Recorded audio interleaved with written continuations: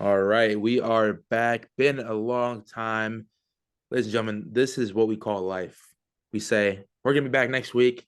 Next week comes, we're like, hey, I still have 8,000 meetings I have to get to. I have to do this, I have to do that.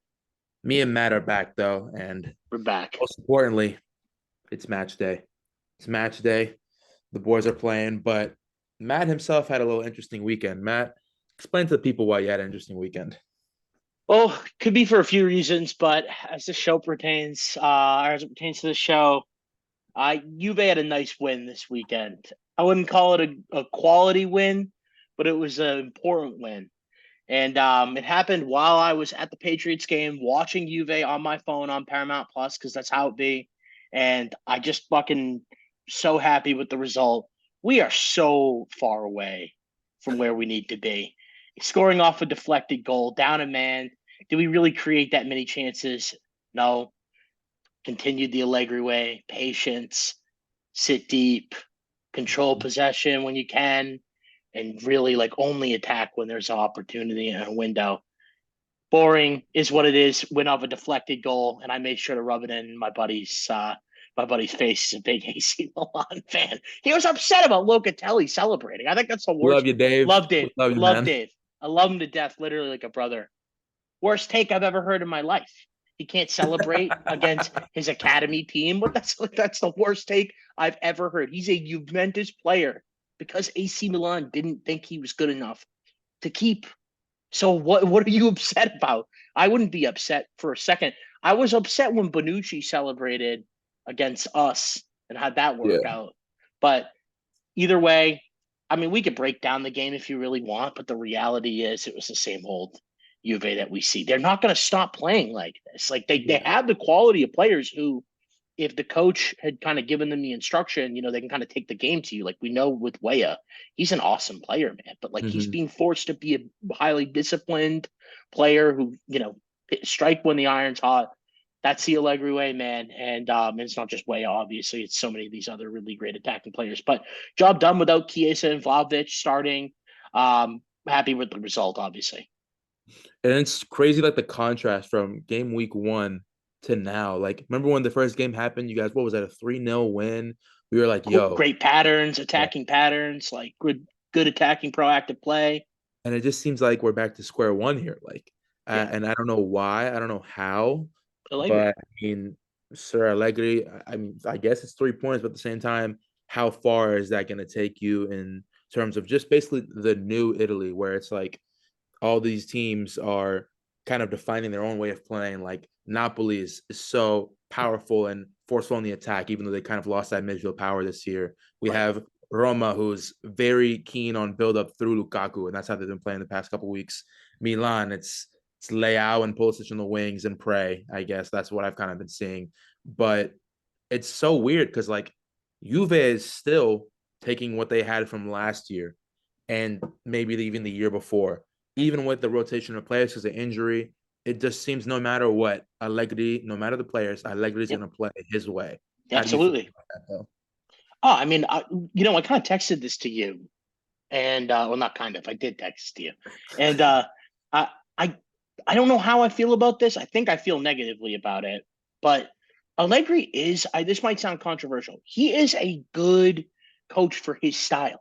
If you Mm-hmm. want a coach who is going to play this certain way with this group of players, he's going to get them to buy in. He's going to get them to follow through on the instruction. He does it. I mean, we haven't allowed a goal in how long? We would have probably allowed one to AC Milan if they weren't down a man for 45 minutes. I don't know, but we haven't allowed a goal and we haven't allowed many chances since that disaster against Sassuolo.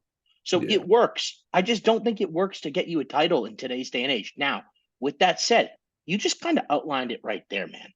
You talk about the new Italy. Well, I mean, I think we were seeing the start of the new Serie A little bit last year. But yeah, if you look at this year too, man, Roma, we love Mourinho. We respect what Mourinho's done with that Roma side, but they're not fun to watch, dude. It's fun to watch Lukaku. He's a Yeah. Yeah. brilliant player. His hold up play is brilliant.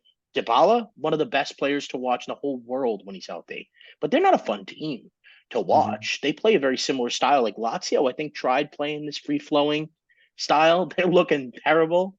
I have a funny nickname for them, which we will use in due time. And I think, believe it or not, I can go into it. I mean, Inter are the only team really that scare me in Serie A. I think Milan are the second best team, but I think the team that's actually achieving the most with that style of play is actually Fiorentina, believe it or not. And credit to Vincenzo Italiano because he's getting Giacomo Bonaventura to look like Bellingham at this point. Dude, why is he still good? Like, what's going on? It's Guys awesome, get bro. Italy call-ups, man. What a Don't you guy. love those like little random guys? The last point I'll make. Don't you love those little guys like a Bonaventura or a Candreva who are just like timeless in a Mhm. sense? They're just always the same fucking player. Quagliarella, or however you say Quagliarella, bro. his name. Yeah. He was It's scoring like, worldies when he was like 38 years old. Yeah, yeah, what a guy, man. yeah. But yeah, it's definitely because we all thought like, okay, Inter's gonna run away with the title, and I still think they'll win it, Same. but it's weirdly close. Like I don't even know how to describe this race right now. It's like what's going on? I'm really not sure. And Fiorentina as well are playing pretty well. I think they played today. I'm pretty sure if Yeah, I'm not mistaken. yeah. They're in European competition. No, Juventus is going to get results. We're not going to do it in a way where any fan is going to enjoy it. If you're a Juventus fan, you're not going to enjoy this season. I'm a Juve fan. I'm not planning on enjoying this season. You might be surprised by the result in the end, and there might be some fun results throughout the year.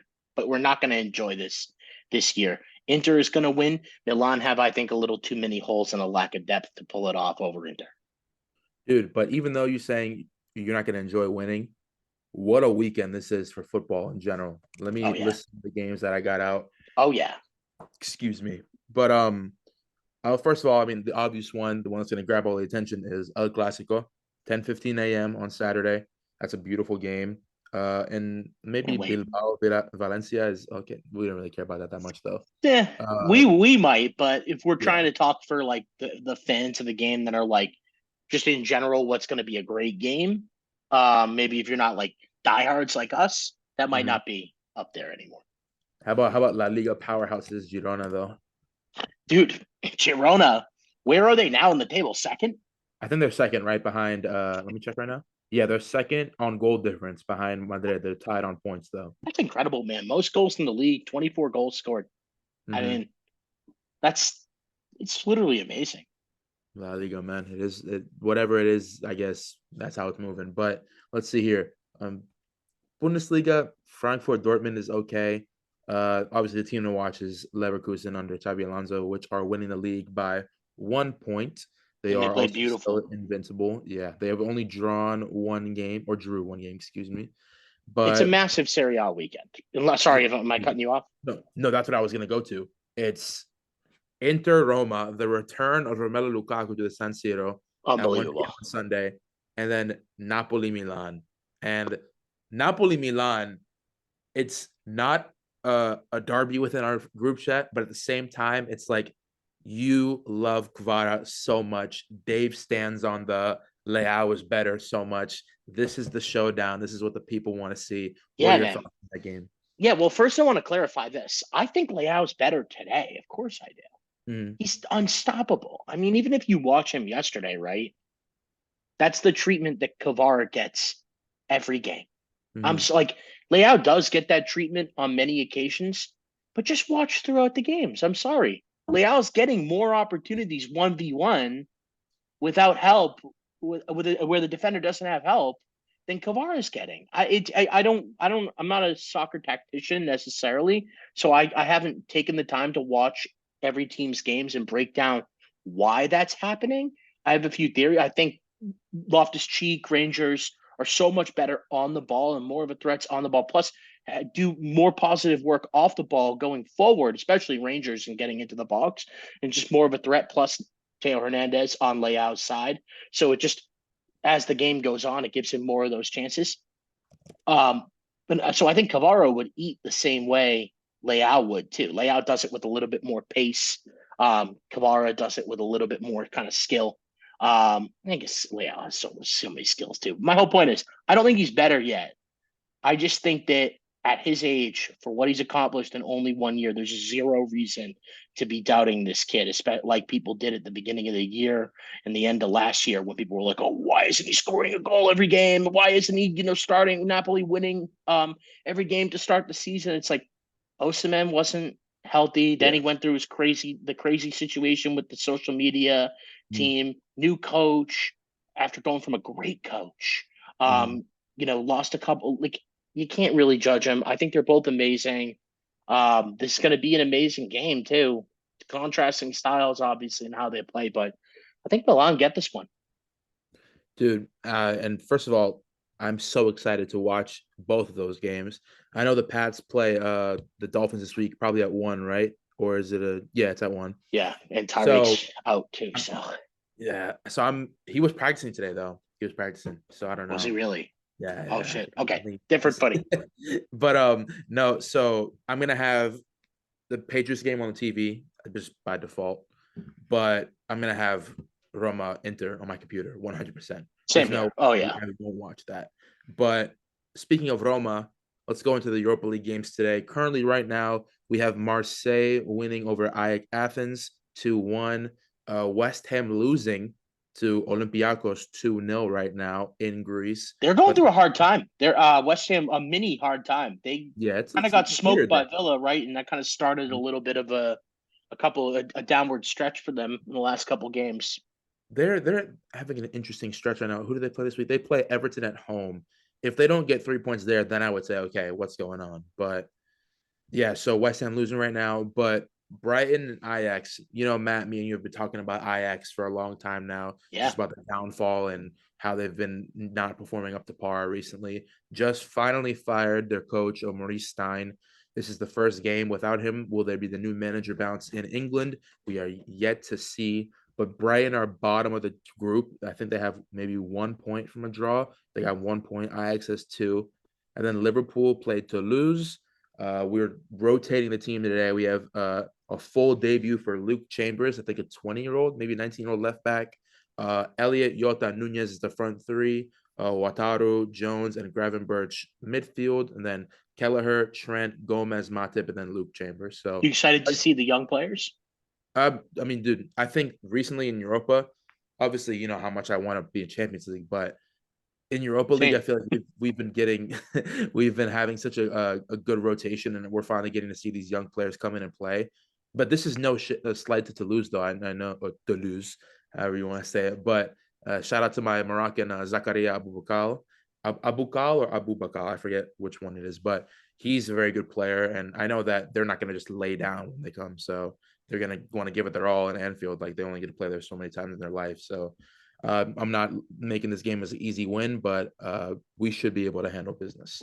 No But doubt. Roma Slavia Prague, I think, is the most anticipated game of the day, considering that both teams are on 6 points, and it's just a big game. You know how Jose is in Europe. He'll win. He'll get it done. Got the straight red for giving the crying face to my God, who are they playing? Am I losing my mind? Who are they playing, Matt, this weekend? Roma won, and Monza. they played Monza, right? That we Yeah. had 10 men. Yep. Yep. I So mean, dude, he should have given him an award for that. That was hilarious. He's an ass. Here's the thing. Can I say this real quick about Mourinho? go ahead. Hilarious dude.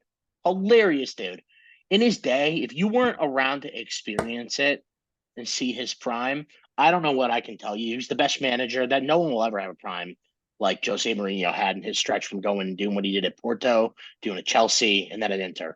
Everything he overachieved to a ridiculous level against amazing competition. Um, so unique, and he's carried that personality with him. But how many red cards is this now for at Roma? The Roma fans are So sick of it. Literally, Massimo in our group chat. For speaking for our group chat, right? Even Mhm. he's sick of it. Everybody's sick and tired of watching Mourinho do because he knows what he's doing when he does. He's a really smart guy. He Yeah. knows what he's doing when he's doing it. It makes a big difference when he's not on the touchline. He's got to stop. It's just got to stop. It's so crazy. And didn't he miss the first? What was it? The first?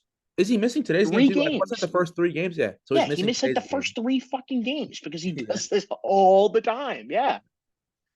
it's. I feel like it's a mixture of because I feel like this is a little harsh for a straight red. It was No. dumb. No, it was dumb. It's just like he knows what he's doing too. You have no doubt, dude. Tell me you don't agree. He was probably in that ref's ear, in the coach's ear, Oh the yeah, whole game. You know what I mean? Like 100%.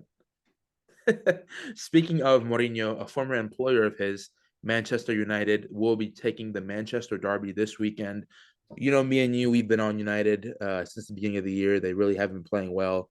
And despite recent results, I still think they are not playing well at all. Uh, no. Being saved by Scott McTominay and Harry Maguire is the craziest arc I've ever seen in my life. But yeah, they're at home this weekend for the Manchester Derby.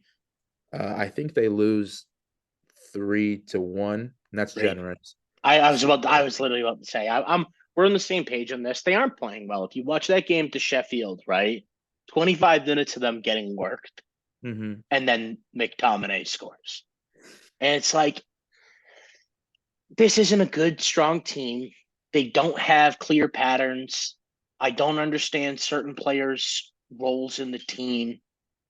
And I don't think that they, with one or two changes, in January, can salvage, any sort of a title run. They might sneaky be able to go on a European run because I really think Spurs are playing too well. So I take it out. I think Spurs and Newcastle are actually too good. I thought Chelsea and United might be able to make a last minute run for European football, and they still might, but I bank on Chelsea a little bit more than Man U. Interesting. And what's it called? Mason Mount, an unused sub, I think, last night or 2 nights ago for Champions League. I could be wrong. Let me double Isn't he check that. coming off injuries though? No, I mean he's been playing the last like couple weeks. He came back after that last international break. Yeah, he was an unused sub last night against or 2 nights ago against Copenhagen, which they needed a 90th minute Maguire header, or 72nd minute, excuse me. 72nd. I was gonna say, Yeah, still, it dude. was the 90th minute. 2 goals in stoppage time. I count. Penalty. Yeah, but this thing, 90th minute, they gave up a penalty Oh in yeah. in stoppage time. Hmm. So it's like that could have easily been 1-1. Like Maguire, yeah, scored off a scrap corner. Like they're not doing anything that shows you that they're Yeah. gonna have like some sort of promise as the season goes on. You know what I mean? And how about this little run of games they have? So they have City this weekend, and then Newcastle in the Carabao Cup, Fulham, Copenhagen again. But I think the real games start November 29th for them. They're gonna have Galatasaray in Turkey, which is obviously no matter how bad Tough or good atmosphere. Galatasaray are, that atmosphere is crazy. So Yep. Galatasaray in November 29th. Is Fred there at Besiktas? He's at Besiktas, The isn't he? sheet does. Yeah, okay. So November 29th, Galatasaray. Next, they go to St. James Park. Then Chelsea at home. Bournemouth is like okay, that's whatever. Then Bayern and then Liverpool. And Bayern That's will be home, yeah. but it's Liverpool at Anfield and then West Ham away as well. That's a pretty interesting run for them. We'll see how they do with that. But No, yeah, that's brutal. I, It's a brutal run for a team like I that. They think don't have depth either. yeah, if they had, because they're so hurt right now too. If they lost that Yeah. game to Brentford, which I mean, McTominay genius, I guess, but if they lost that game, I would genuinely was gonna be like, hey, Ten Hag is in danger because they He's haven't saving had his a job. good performance this year. They Yeah, haven't. you're So right. No, what is the game? You're completely right in saying that. What's the one game where, if you're a Man United fan out there, I'm trying to you find it. watched them and you said, I I feel assured about that result. I mean, you know where it was? The best result, the best game they might have been the freaking Arsenal game that they lost. Oh yeah. They were right on the edge. They were right on the edge of winning. They basically did it. I thought it was there. 2-1 Man United. Best offside call I've seen. The Gabriel smooth criminal when he did this. Yeah. Literally to the smooth criminal, dude. I love it. I tribute. So Matt, there's been a lot of news surrounding the Italian national team, the Azzurri, which obviously in the recent years since the Euro victory, it's not been going their way, just in general. No, no, it hasn't. Now it's really not going their way. No. With Sandro Tonali now officially banned 10 months of football, played his last game yesterday against Dortmund at home, which was a loss. Matt, 10 months, man. That's a long time. Won't be playing until August 2024. And the condition is that only is 10 months if he meets all the requirements of probation, public appearances, speaking at charities, and I think Yeah. donations as well. Yeah. So, and with Italy, basically, let's see the standings right now. They are, go here, they are Not third right making the now in the Euro. group with a game in hand, 3 points behind Ukraine, who has 7 matches played. They have to play North Macedonia, who I don't know, somehow it's like their kryptonite Yeah, recently. won't win that one. Next. And then Ukraine away, probably a neutral site. I don't know where they're going to play it, but Leverkusen Arena in Germany. Uh, what do you think is That's going to it. happen? How you guys are you saying you're done? I don't believe this Italy team. I do think Spalletti has this team playing so much better than it was, but it's not a very high bar that we'd set in the end days with Mancini. I mean, Chiesa has to be back and healthy for it. Let me just say that. If he is, we're gonna win. There it is. If he is back, I think we win one, draw one. What about this Italy team makes you say, even against Ukraine and Northern Macedonia, what makes you say, like they're gonna go do it. Like Ukraine's not a pushover team either. Like I'm not saying England played very well in the game, but they did draw England kind of recently. Like, I don't know, man. Are Italy gonna go win 2 games? That's what I'm saying. That's what it really boils down to.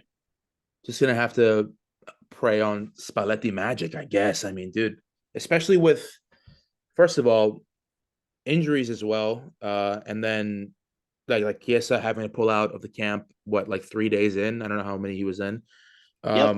Their attacking option right now, Immobile, is not really. Is he doing that well? I know he didn't do well yesterday against Feyenoord, but Immobile should never play again with Scamacca. Truthfully, he should never play again. Like, I think Scamacca's 20 times a more complete player and can contribute to the team, right? Like Immobile, if he gets a goal, great, but what does Immobile contribute to the team ever? I I think it should be Scamacca and then maybe a Bellotti shout. And I don't know, Raspadori. Who else? Who are you thinking? I mean, you just named the ones I would pick. I would definitely just go with Raspadori as your more like false nine type of player. Belotti's your classic number nine. He gives you a little bit of a hustle type of attribute as well. But I would start Scamacca, and I think Berardi Chiesa is good enough as your wingers. And that's what they're going to go with anyways. So I mean, it doesn't really matter. Berardi's going to start, but Berardi, Scamacca, Chiesa, I like it. I also think Moise Kean has a great chance to get some time for the Azzurri, maybe even Well, the more week. than more than Gallo Belotti, to be honest with you. Yeah, Moyes played well at the weekend, making Thiago get that red. He's really so close to that one goal. Was it 2 matches ago when he was just offside, scored Yep, that? But doing some nice things this year though. yeah, you know how I feel about Moyes Kin, bro. That's my guy. I hope. But this year he really is doing some great things. Like, yeah, the finishing isn't there quite yet. He's not always in those positions where he can, get himself, and that's also a team thing too. We aren't creating a lot of scenarios for him to get in those positions, but he's doing a lot of really, really good things in a difficult spot. I love the guy, man. But yeah, apparently Zaniolo, according to reports, was taken into the prosecutor's office. Was it today? He's And next. yeah, I know Shira tweeted about it. Are we thinking the same thing is going to happen to him, or I Looks don't know? like it, right? Why would his name be associated with the two that have come out, right? If not, and just to give you my overall thoughts on it, right? This might be a little controversial. Uh-oh. I think it's dumb that they get suspended for gambling. I get this. I get the precedent this long. Okay. I get the precedent you want to set, but you can do it a couple other ways too. You can really hit them with a huge fine, and it makes an impact for a younger player, especially Fajoli. Talk about Fajoli. If you listen to his story, he did what he did because he was in debt, right? Now he's going to get paid out his salary by Juventus, but he's also going to miss crucial time where he could have grown as a player who's obviously going to play every game and start here and there in this Juventus team. Tonali, this is huge. It's great that he's had a few years under his belt where he's been able to build up enough confidence that when he gets back, like it won't be like Fajoli where he'll have to rebuild. You're on mute. You hear What the me? hell? You're not on mute. You were Yeah. talking though, and I couldn't hear you. You hear me now?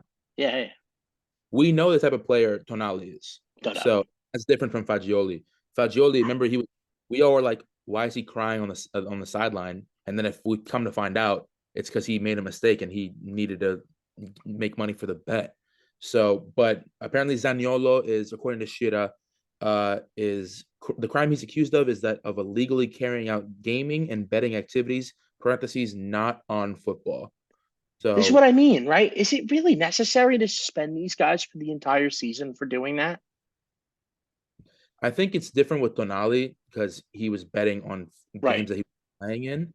But at the same time, it's like, I mean, it's the same thing with the NFL. It's like, remember when Jameson Williams got suspended for what was it, 6 games for betting on something else Calvin without that Ridley.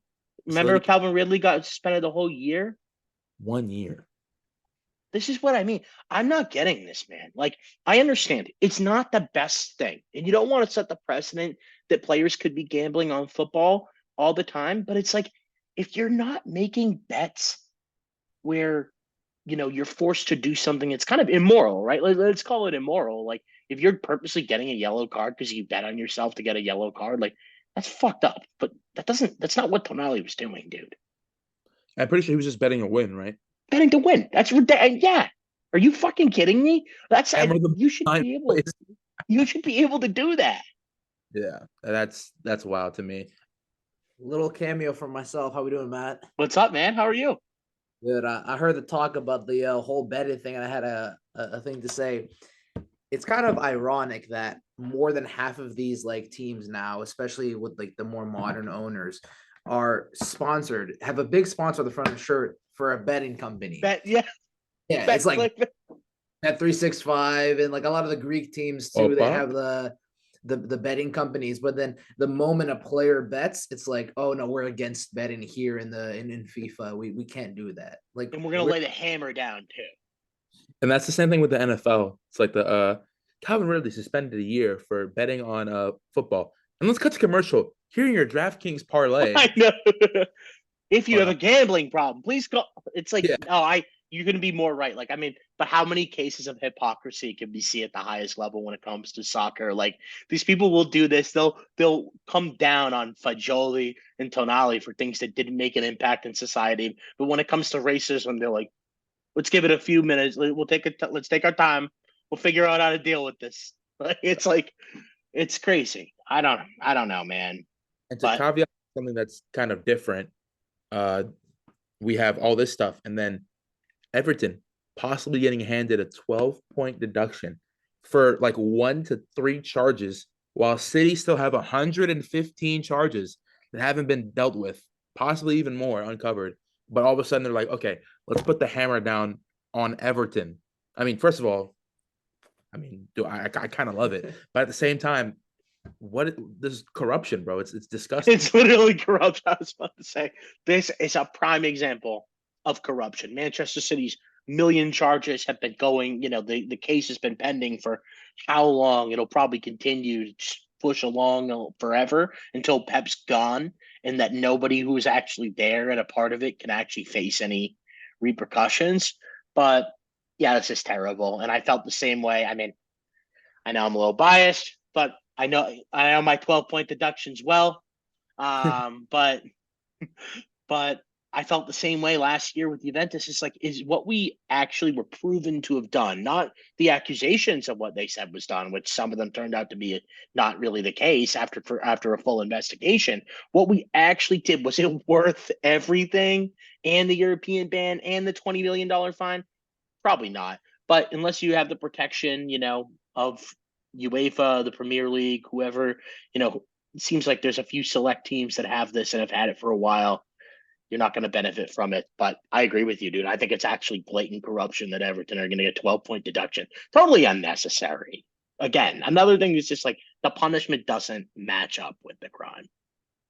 Yeah, and also like, let's not forget a couple of years ago when City was actually handed the ban for 2 years from UEFA. Then that got lifted within the matter of like, I believe, less than a week or two. Absolutely, yeah. Go on to win the Champions League the next year in a tournament that they shouldn't have even been in the first place. Nobody talks about that. So true. Yeah, it's like literally altering the history of like a club who could have maybe won that title, but instead City goes and win it when they shouldn't even been in it. It's just like, corruption. Damn, it had to be Inter. Yeah. But I want to end this episode by discussing something that I find pretty hilarious. All the while this Manchester City talk is making my blood boil because I hate them with a passion. But this weekend, like I talked about before, Matt, is El Classico. It's the Bellingham show. It's Vinny. I don't know if Lewandowski is going to be even healthy. I think De Jong is still out. Barca's dealing with the injuries, but they really are. Yeah, it's more of a youth academy show over there, the La Masia show right now.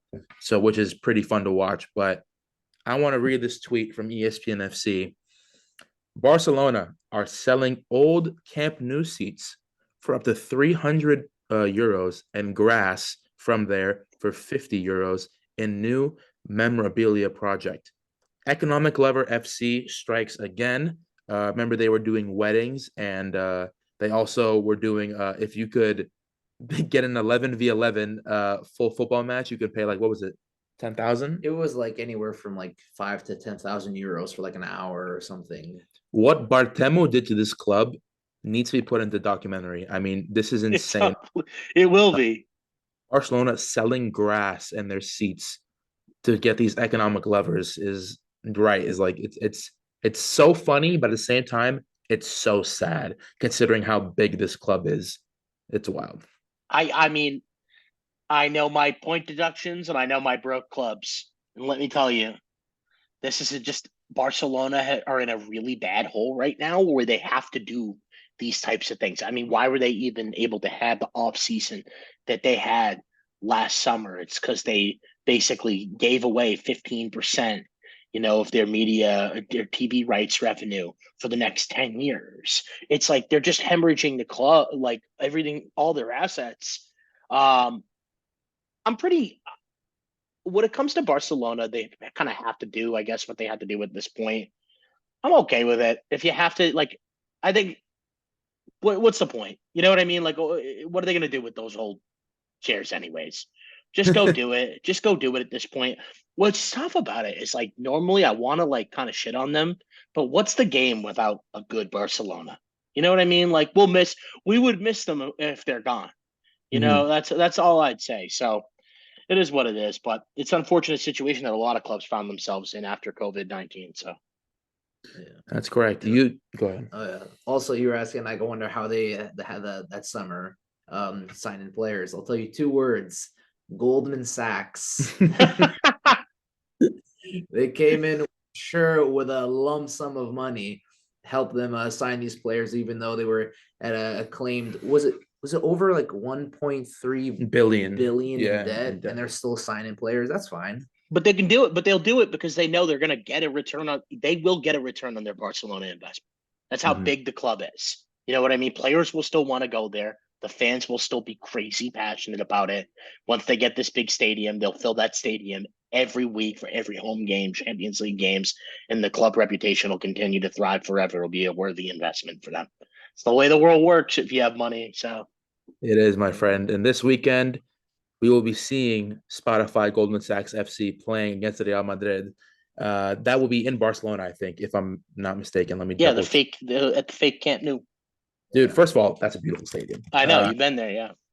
It was absolutely, yeah, it is in Barcelona. It was absolutely gorgeous. But in our teams, Liverpool take on Nottingham Forest at home. Juve takes on Hellas Verona, the Greek Italian team. 1-0.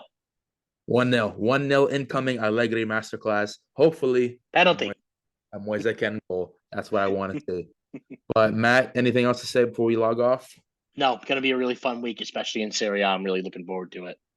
Thanks to Matt. Can I talk one last thing about the and I say it. Oh, okay. So talking about the El Clasico, it's real quick. There's a lot of young talent, and I think Barcelona gets a lot of media attention with like bringing up their players from like their youth academies and stuff like that. I think because of the history of La Masia and stuff, and now that Xavi is, the manager, it's kind of like glorifying the La Masia like previous era. But I think the difference between Madrid and Barcelona is that a lot of Madrid's youth right now is like already been proven youth. We have the Valverde, the Tchouaméni, the Camavinga. Like a lot of them are already world-class players, but yeah, I think with Barca's youth players that now they're fielding, that they still have a lot to prove, and they're not at that like point yet where there's this is going to have like a top career or whatever. So I think it's going to be interesting to see how the two sides kind of like battle this weekend, where the youth of Barcelona is that up and coming youth, not proven but still a little chip on the shoulder, and then the Real Madrid youth of like proven track record and already world class players. I think it's going to be a really interesting dynamic. I think Madrid's going to kick their ass. I'm not gonna lie to you. I'm rooting for Barcelona because they're an underdog, I think, in this one by a lot, but I don't see Barcelona having much of a chance against these guys. These guys are so freaking good, and you said it. They've all been there, done that. Like this is going to be a game for Barcelona or for Real Madrid that they have to win with the Barcelona injuries. Yeah. Anytime goal scorer Bellingham bet. What's the odds? Throw it on free money. Free money. All right, Matt. Thank you so much. All right, boys. Thank you as well. Darwin Nunez braced today, God willing, and 3 points of the weekend for all of us. So this is Young Sports Nation signing out. Bye. All right, brother.